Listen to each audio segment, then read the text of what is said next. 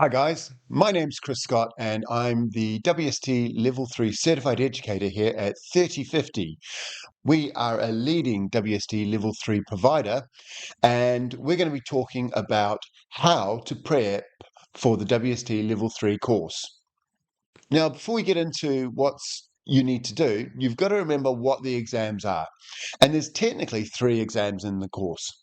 There's a tasting exam, there's a multi-choice exam, and there's a short written answer exam. Now, a lot of students really panic about the tasting exam. They worry about tasting, do I have a palate that can actually taste wines? And they get very, very nervous about it.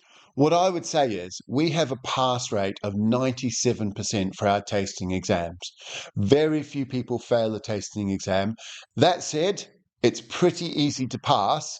It's very hard to get a really good mark in the tasting exam, but by the same token, it's very hard to fail the tasting exam as well. So what I would say is don't worry about preparing for the tasting exam at all.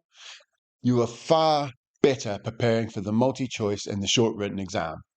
In fact, the short written exam is where most students fail. Multi-choice, students normally do pretty well in, but it's that short written exam.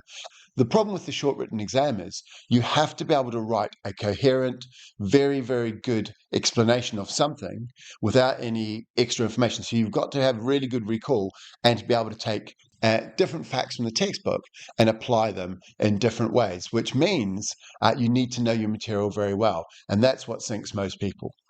You need to have that deep understanding of how the different things connect together. If you don't do a lot of preparation and you're just learning mainly in class, what you'll find is you'll have all these facts coming at you all the time, and you won't really be able to get on top of understanding how the facts fit together. And that's the key thing you need to understand to be able to pass the short written exam well. I hope that helps. Cheers and good drinking.